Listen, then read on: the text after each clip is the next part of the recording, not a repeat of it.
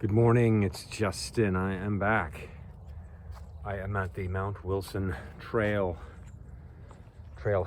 in Sierra Madre, at the top of Sierra Madre. It is one of the really magical and special things about living in Southern California and living in Sierra Madre. I walked here from where I'm sat. In other words, where I slept last night. I just walked up here. It took me about 5 minutes. It's one of the incredible things about Sierra Madre. You have the north end of Sierra Madre is all wilderness, which is pretty cool. You're in this mega overpopulated megalopolis, but you can walk into the wilderness, which is one of the really special things about Sierra Madre. It's probably it may be my favorite single thing about the city. Anyway, and so just to be able to just get away from the madness of your frustrating life in the wilderness is pretty special with minimal effort. So here's the upper canyon of Sierra Madre, and the lower canyon is hard to see down there. But anyway, I was talking yesterday about why housing is so expensive, and I'm trying to zero in on my thinking about how things have gotten this way, and why some people can buy houses and some people can't. I mean, I was at an open house 2 days ago in Sierra Madre, just listed, medium-sized house, right? It was about $1 million, and it was mobbed. It was absolutely mobbed, and it was just I think the agent said there was 100 people. So it just gives you an idea that there's a lot of demand. The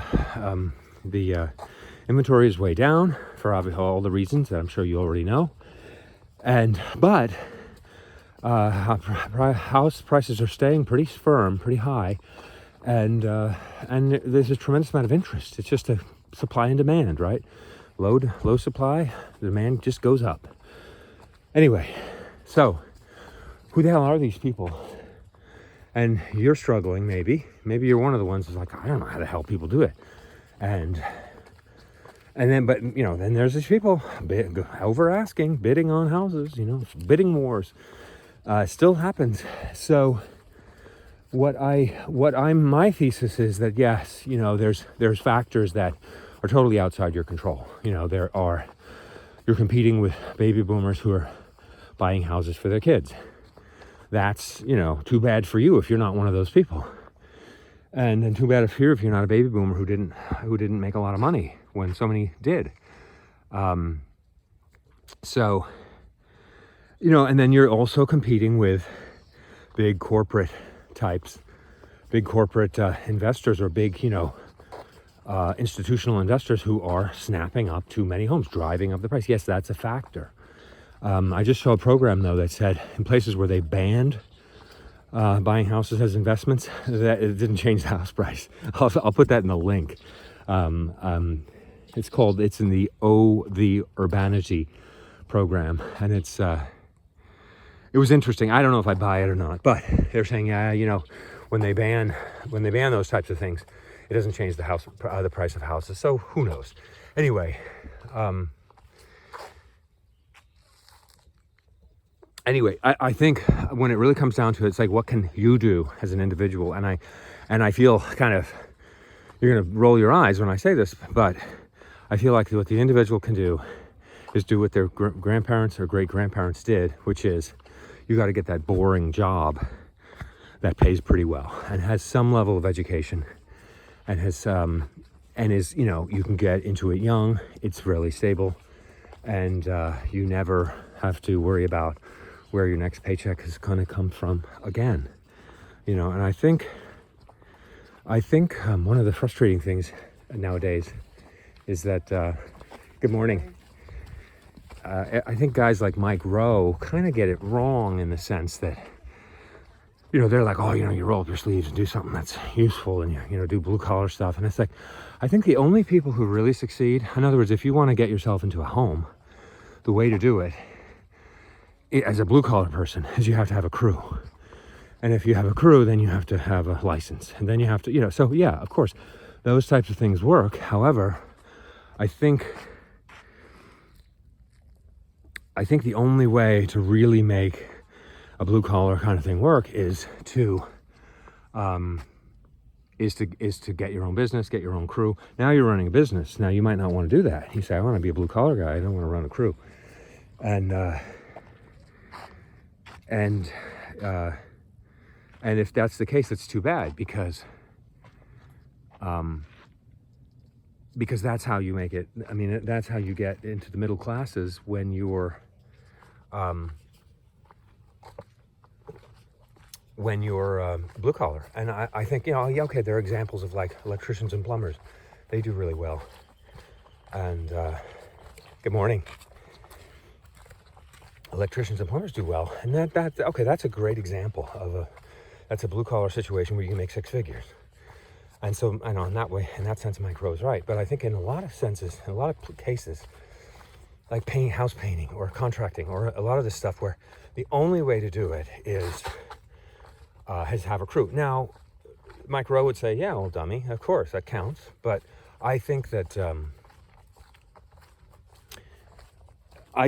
what you're doing is basically you're parlaying the labor. Well, there's no question you are. You're parlaying the labor that you would be doing onto somebody else. And the only way to do that is to get people like immigrant labor, people who maybe don't speak so much English, don't have a passport, and who are willing to just pretty much kill themselves and break their back for cheap.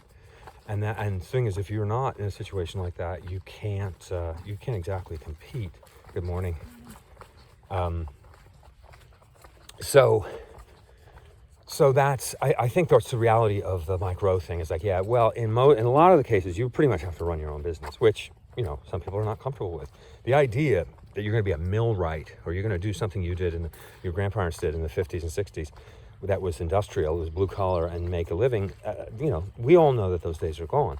So my feeling is, you do what I think the people I know who are successful, who seem to have figured it out, are people like, when you're, and you're still in your teens, you work on becoming an RN. You become an RN, and at an early age, you're working, and you're getting paid pretty well. Not super well, not anything close to an MD, but you're doing okay. And those are the people that I feel like are the most successful, in the sense that people try to get through, get their medical doctor degree, and they flunk out, or they have trouble, or they rack up so much debt, or it's relatively inexpensive to become an RN. It doesn't take as long, it's not as expensive, it's not as hard. Of course, it doesn't pay as much, it's not as glamorous, but it's a thing that you can do, that I think most people could pull off. And I think that's one of the problems, I think, with the world. And look, I'm an example. I'm one of those people who did, who overthought it and thought I had to do some exotic, cool thing, and I paid the price by finding out that the harder I worked at it, the less opportunity there was. And so, then I had to reinvent myself in midlife. Good morning. And so here I am. Things are okay now, but it's been a tough road, and I wouldn't do it again. However, part of me thinks, well, yeah, but that was what you were going to do. But I'm one of those people that has been, where home purchasing has been a big problem, because I was either didn't have the income, I didn't have I didn't have something. It was always something with me, some interruption.